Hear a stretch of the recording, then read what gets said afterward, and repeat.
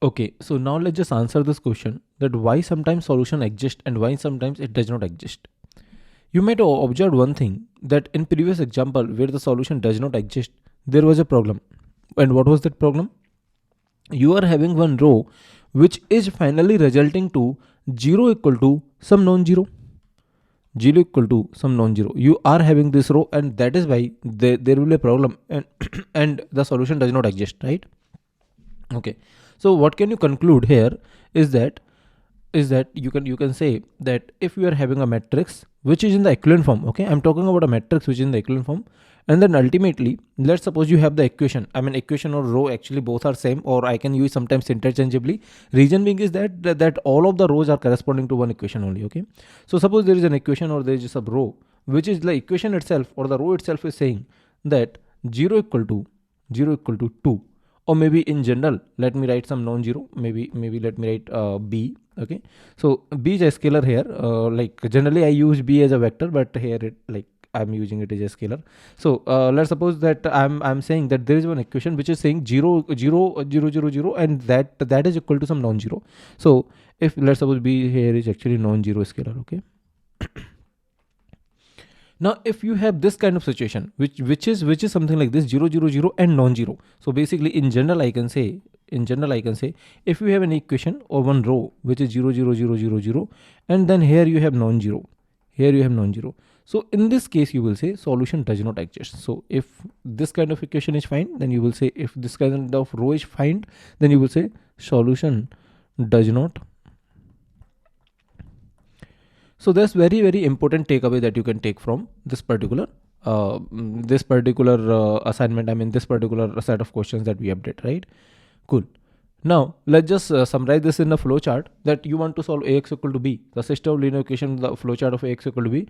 Find the equivalent matrix, obviously equivalent form of the augmented matrix, and then you just check whether the 0 0 0 non-zero exists or not. Okay, if this exists, like here I'm saying it exists and here I'm saying it does not exist. If it exists, then it definitely means that no solution. If it does not exist, then it definitely means there is a solution, right? There is a solution. There is a solution. So I mean the little flow chart we can have here. I hope you understood this particular statement. Now if there is a solution, now let me just ask you, can you even argue about the number of solutions if there is a solution? So what do you think, why we had infinite solutions in some case? So we had infinite solution in some case, and we have a unique solution in some case. So we have unique solution if there is a solution, or we can have infinite solution. So why you think that there was a unique solution, and why you think there was an infinite solution? Do you recall something? Just let me know. I mean, just think about it. Why in some cases there was a unique solution, and in some cases, like in this case, there is an infinite solution?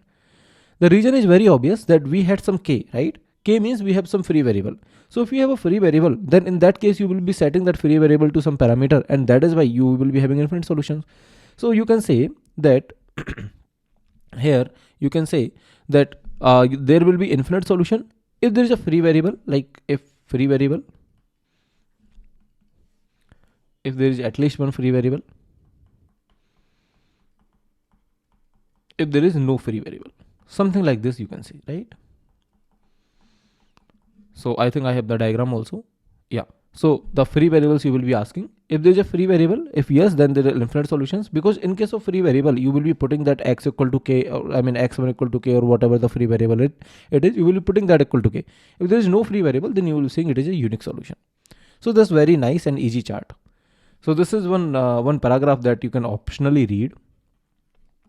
Okay, I am saying this is optional read. That paragraph I have taken, if I remember it correctly, that is from a book that is called David Seeley. So David Seeley is one book that we refer at IISc. So I have taken this particular screenshot from David Seeley. Actually, I'm not 100% sure if it is David Seeley or Gilbert Stein, but it is one of them. As I remember now, it is David Seeley. Okay, so this is David Seeley. You can just read this paragraph optionally. Let's just solve this question. A homogeneous system with 5 equations and 5 unknowns always have unique solution. So what they are saying, that you are having homogeneous system. First of all, if this is homogeneous, yeah, okay. One thing that I can talk about it is that we are saying that there are zeros and non-zero, then the solution does not exist, right? if this is 0 0 0 0 0, and finally if we have non-zero, then I'm saying that solution does not exist in this case.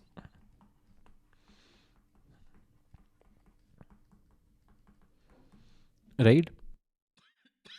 But if this is homogeneous, then in case of homogeneous, this non-zero cannot even exist, right? So homogeneous is always having some solution. So homogeneous means that you have ax equal to 0, always have trivial solution, which means there we don't have 0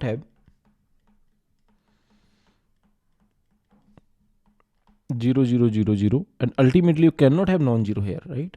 Because of right hand side you only have zeros, non-zero condition or row or equation, right? Row there. Okay, so here they are saying a homogeneous system with 5 equations and 5 unknown always have unique solution. 5 equations means 5 rows and 5 unknowns means 5 columns. So unique solution depends on whether you have free variable or not, but it's not necessary, right? Let's suppose that you have one equation, and then okay, let's suppose this is 0. These are anyway zeros. These are 1 2 3 5 4 5 5 equations, and you have 5 columns also, so which means 1 2 3 4 5 columns. Now it will depend whether you have free variable or not. The unique solution will depend on that. Let's suppose there is one equation, x plus, okay, sorry, the equation should be written here, x plus y plus z plus whatever w plus v plus t equal to 0. Okay, these are the 6 variables, plus w plus v equal to 0. Let's suppose there is one equation. Now since they are saying 5 equations, now you can have one more equation, but let's suppose the one more equation is also same, which means they are saying this is my one more equation, and they are saying this is my another one equation, which means all equations are same. I mean, you just multiply 3 here, 3z plus 3w plus 3v. I mean, although they are saying these are 5 different equations, but ultimately this row reduced form will get you that this is just one equation, isn't it? So these are the 5 equations as per the human, but for the algorithm this is just one equation, because row reduce will do what? It will just okay, initially it is just 1 here, it will just make all of them 0. If you just apply the reduction, then it will just make all of them 0. Basically what I'm saying here is that the point here is that you will be having pivot in just one row, one column, but here if you try to find the pivot, there is, let's suppose, no pivot, which means all are zeros. Here if you try to find the pivot, let's suppose starting from here all are zeros, right? No pivot. If there is no pivot, then you will be saying that the solution is infinite, right? I mean, no pivot means this column, let's suppose just this column, okay, let's not even worry about the other columns. Let's suppose that's just this column is, let's suppose, free. Okay, let's not even worry about this column. Maybe it is having some pivot. Let's suppose this is 3. Okay, this is 3, and ultimately let's suppose this is 5, this is 9, whatever, right? Let's not worry about it, but let's suppose just one of the column is having a free variable, which means you will be having infinite solution. So just 5 equation 5 unknown does not say that it is unique solution. So it is this statement is actually not making any sense here, which means that you will say that there can be unique solution, but there can be infinite solution also. So here you will say it is a false. Why? Because there can be infinite solution also. There can be infinite solutions also. It depends whether you have free variable or not, right? If there is a free variable, there are infinite solutions. Now 10 equations, 3 unknowns, homogeneous. Okay, so you have homogeneous where you have 10 equations but 3 unknowns only, so just 3 columns, and now you have 10 equations here, right? 1 equation, 2 equation, 3 equation. See, let's suppose all of these equations are same again, right? Which means just let's suppose here non-zero coefficient, and all of this is 0. If all of this is 0, see, if you have just one for now let's understand with 2D. If you have just one line, if I say that how many points satisfy here, you will say since you have just one line, then there are infinitely number of points here, right? Infinitely number of points here. Similarly, if you have just let's suppose one equation instead of line, I'm saying let's suppose you have just one equation. If I just give you x plus y plus z equal to 0, how many points satisfy here? You will say infinitely many. How? You will say, see, minus 1 and plus 2 satisfying. I mean, whatever, like x and for every x and y there is a z, right? So similarly you say 2, 3 and maybe minus 5 satisfy. something like that, right? So for every x, y, there is a z.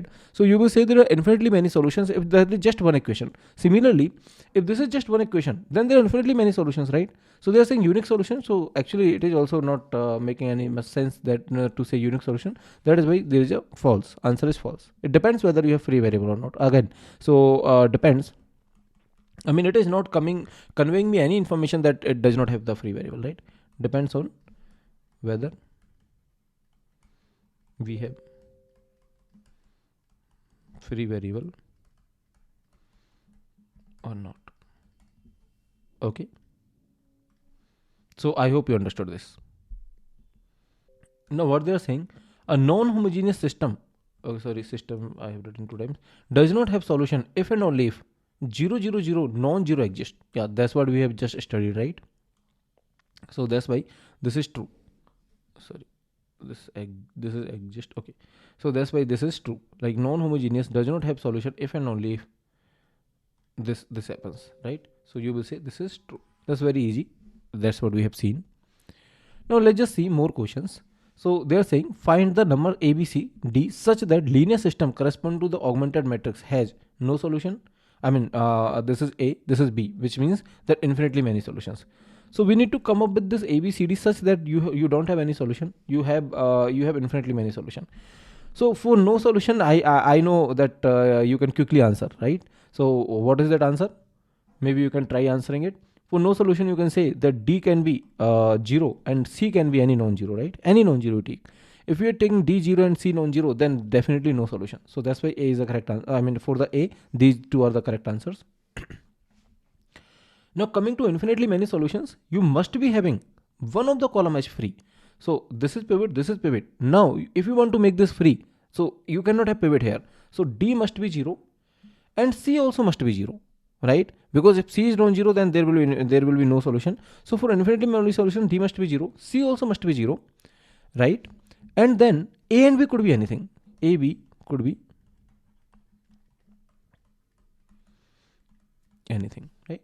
That is very nice question, very easy, but really elegant and nice question. So here, like a concept of no solution, infinite solution and unique solution. Okay, not unique solution, but no solution, infinite solution has been tested. Cool. So see here that if you want infinitely many solution, these two must be 0 and these two could be anything. These two could be actually anything. Just think about it. Can I say that these two must be 0, or should I say that these two must be 0? I don't think, right? Okay. Yeah, these two could be anything, right? If this is non-homogeneous, then also it is fine. So these two could be anything. Cool. Now let's solve this question. Suppose they have given a matrix A where these columns are corresponding to x, y, z, w or some variables, and this matrix is not augmented matrix in the sense that they have not put the 0 here only because they have given explicitly that this is corresponding to x, y, z, w. Okay. Now they are asking you to solve for ax equal to 0. So that's easy. How you do it? You just let me just go to the next page. So here we want to convert this to a echelon form. So we want to make it 0. To make it 0, what we can do, we can say that R2 can go to 2R2 minus R1, right? So you will be having a matrix which will look something like this: 2, 1, minus 1, 2. Okay, generally we have the augmented matrix. So I mean, we only work with the augmented matrix. So just for the sake of consistency, although appending the 0 does not give you anything, but yeah, just for the sake of consistency, let me append the zeros here. Okay. So 2R2 minus R1. 2R2 minus R1 means this will be 0, right? 2 minus 2, I think it will be 0. 2 minus 1, it will be 1. 0 minus 1, it will be plus 1. 6 minus 2, it will be 4, right? So it is 1, 1, 0, 1, 1, 4. So now you see these are two pivot element. Cool. Now the very first step here is that we need to just check what are the elements which are actually free variables and what are the pivot variables, right? So let me just go to the next page. We have this equation, I mean, or this matrix, augmented matrix now. And what we want to do, as you notice, like it is given that this is x, y, z, w. So what we want to do as first step, we want to write all the free variables. So what are the free variables here? See, this is pivot and this is also pivot. So Z and W are the free variables. So this is always the first step to identify the free variables. Okay, so free variables are Z and W. Now you can immediately put some values, maybe Z equal to S and W equal to T. Now let's just solve for this for X and Y. So you will say Y minus, plus Z, Z means S, plus 4W, 4T equal to 0. So Y will be minus of S plus 4T, right? That is how you can calculate the Y. And now similarly, you can also calculate X. So X will be 2X plus Y. Plus Y means, I think this whole thing. So it will be minus of S plus 4T. Or maybe I can also write minus S minus 4T. Okay. And then minus Z. Minus Z means S plus 2W plus 2T equal to 0. So from here, let's just try finding out X. X will be just, this is minus 2S and then minus 2T, right? So S 2S plus 2T and then this is 2X, right? So X will be S plus T. So this is the X we are getting. This is the Y we are getting, right? So what will the final vector? Let me quickly verify the calculation actually. Minus 2S and then this is minus 2T. So I think this should be correct, right? Okay. So what is the final vector we are getting? The final vector, let me write the final vector also. The final vector that you are getting is something like this. So this is, these are your values. 1 second. Yeah, sorry. So these are your values. So you are getting this first is X, which is S plus T. The second one is minus S plus 4T. Z is S and then this is T, right? Okay, Z is S and W is T. Okay, let me just check. So I think, yeah, this is the answer that we have. S plus T. Okay, so I will come to this later. S plus T minus S minus 4T. S plus T minus S minus 4T, S and T. Yeah, this is the answer that we are getting. So I hope like finding out the answer is okay to everyone. I mean, how to find out the answer and these things are okay to everyone. Now, this is the actually first example where we had multiple free variables actually, right? I mean, it does not matter for the infinite number of solutions. I mean, earlier also infinite number of solutions, here also infinite number of solutions, which means that for every value of S and for every value of T, you will be having some X. So here also infinite number of solutions. Let's not worry about it, okay? But earlier what we did, since it was just one free variable, like if I remember it correctly, this was something like this, 4/3k. Okay, I might not remember it exactly, but yeah, it was something like this, 4/3k, 0 and k, right? Okay, so it was 4/3k, 0 and k. So earlier I got this as answer, then I took k as common, and then finally we got 4/3, 0, 1. I mean, this is just one way to represent it. And I said, since there is just one vector, which is this, so because of this vector, I'm saying that that there is just, I mean, there are although infinity many number of solutions, but linearly independent, if I talk about, then there is just linearly independent, just one linearly independent solution. Okay, so this is the earlier story that we did. I mean, earlier taking k common was very easy, but now let's just see if I can write this also by taking some common. Can you take S common here, or can you take T common here? I don't think it will be a pleasing expression if you take S or T common. So what you can do here is that you can still break it into some nice form, and there is a like you can say there's a trick to break into a nice form, which is that you put S, I mean you write S here and T here. So you put S equal to 1 because this is the multiple of S, and everything else, everything else is 0, which means T equal to 0, and whatever the variables you had, whatever the free variables you have, you can put those as 0 and write a vector here. So like I will explain that what I'm doing. I'm just rewriting it. So just put S equal to 1 and T equal to 0. This will be 1, this will be minus 1, this will be 1, this will be 0, right? Cool. Similarly here, you put T equal to 1 and everything else, whatever it is, S equal to 0 or whatever it is, okay? So till now there is just 1, so you can just put S equal to 0. So T equal to 1 and everything else is 0 because it is a multiple of T. So what you will be getting?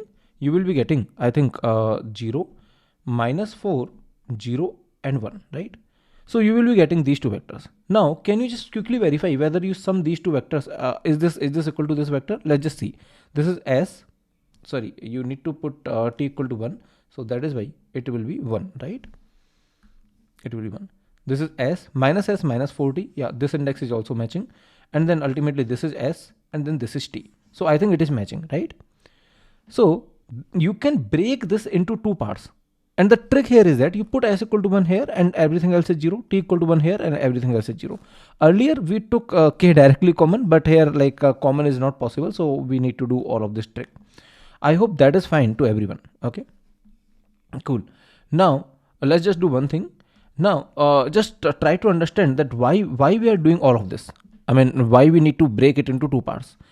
So can you observe one thing here is that, like, let me just remove all of this. So can you observe one thing here is that you have these two vectors and these two vectors are definitely 101% linearly independent. I mean, these two vectors are definitely linearly independent. Why? Just think about it. Okay, I will give you a hint and you just think about it. Just look at these two dimensions only. This is 1 0 and 0 1. Can you get this vector by a linear combination of this vector or vice versa? Whatever you do, you cannot get this one from the 0, right? You cannot get this one. 1 is only here and this is 0. You cannot multiply anything. You cannot get this one.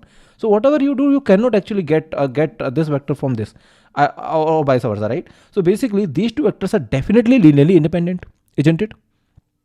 So what can I say by observing these two indices or these two dimensions, that these two vectors are linearly independent, and whatever the solutions you have, although the number of solutions, if someone asks me the number of solutions, so I will say these are the infinitely number of solutions. If someone asks me number of linearly independent solutions, then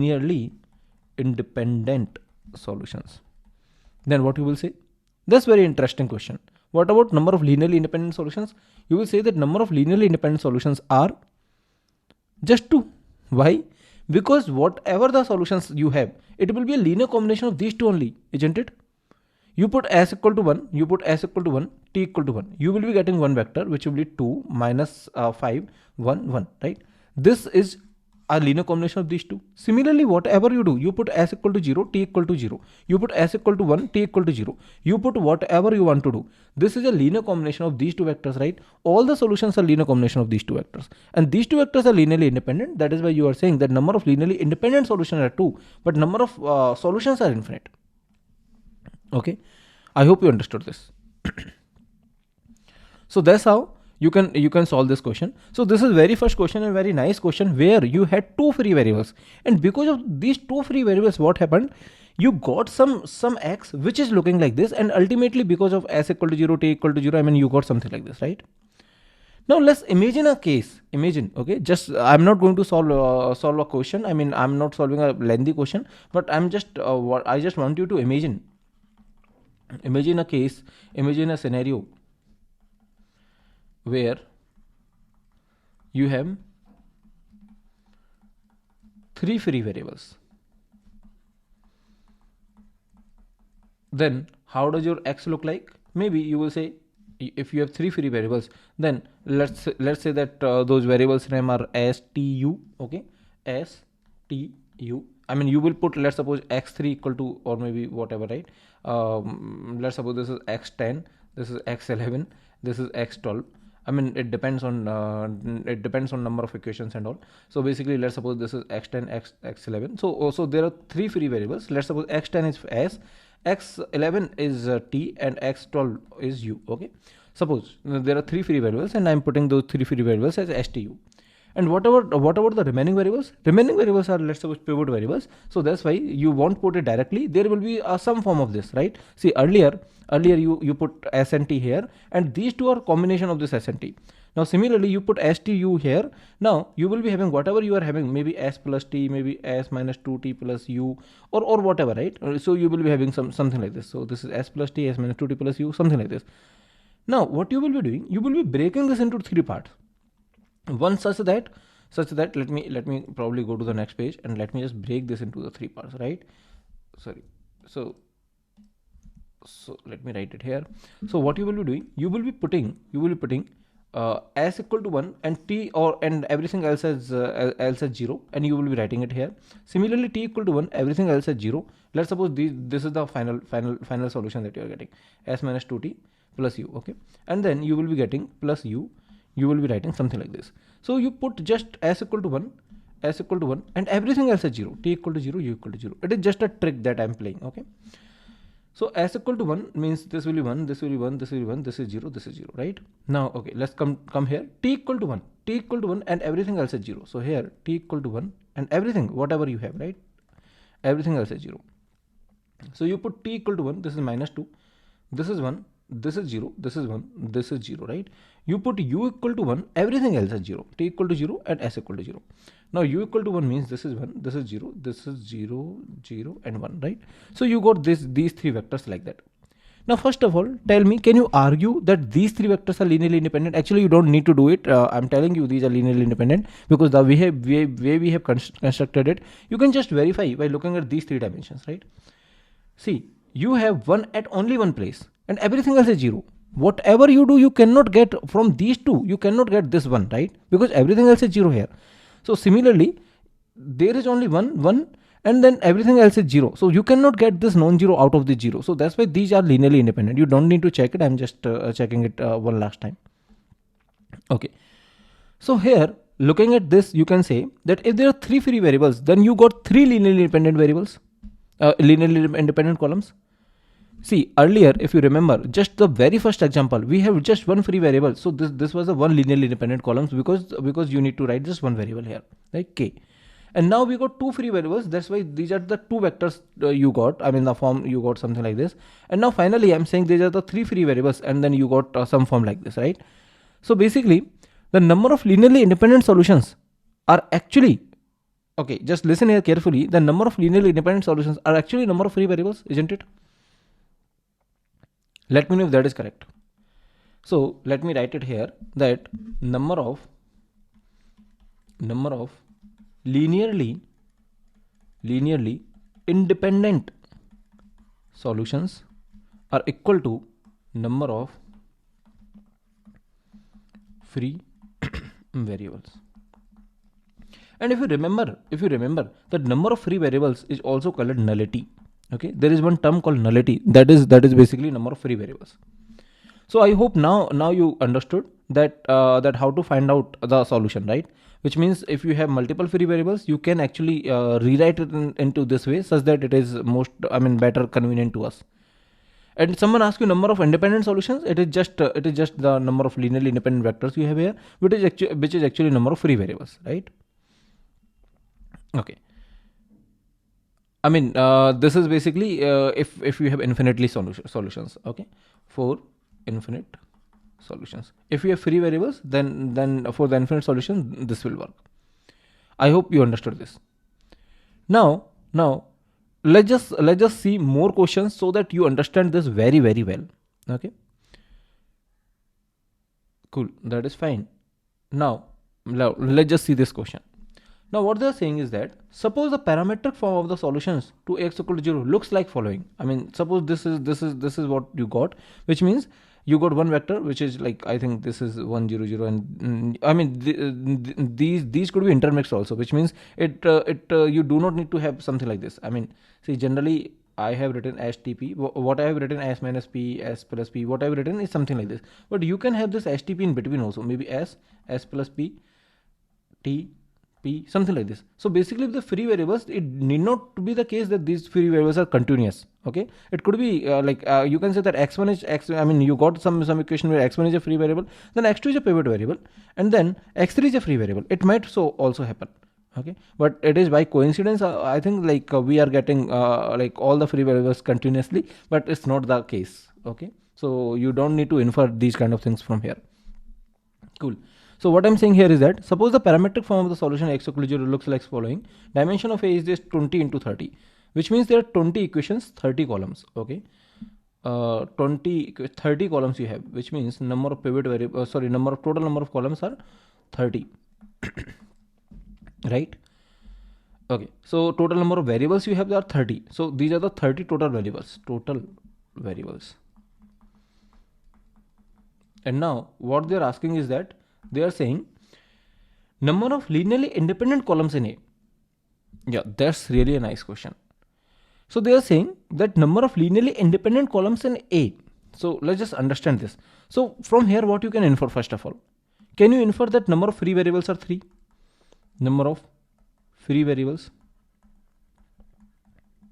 are 3 because this is STP. These are the 3 parameters. So number of free variables are 3.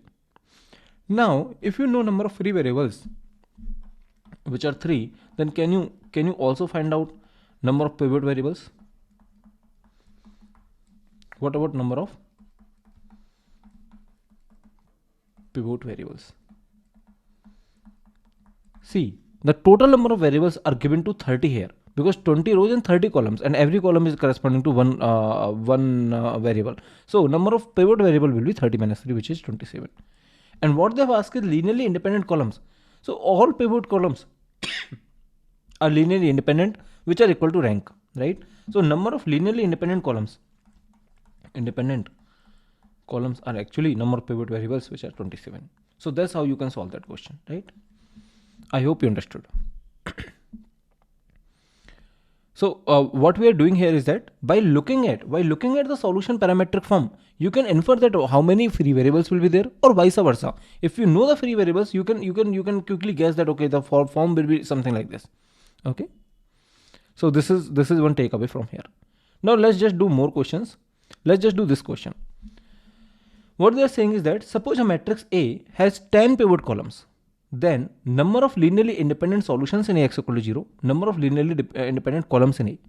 So these two questions are actually nice. Like I will appreciate if you just do these two questions, and maybe we can solve these two questions in the next video. Okay.